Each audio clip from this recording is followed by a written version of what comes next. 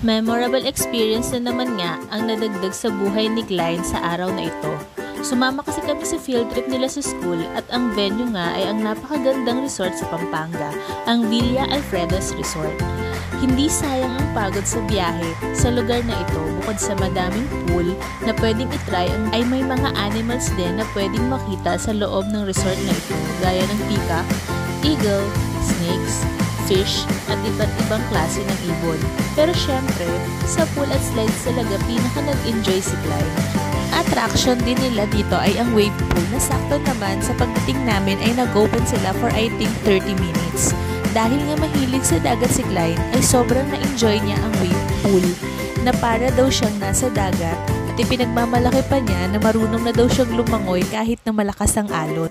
Nagpapasalamat ko din na supportive ang daddy niya sa pag-try ng mga slides kasi hindi ko kakayanin kung akong sasama sa kanya sa slides, matatakotin kasi talaga ako sa mga ganyan.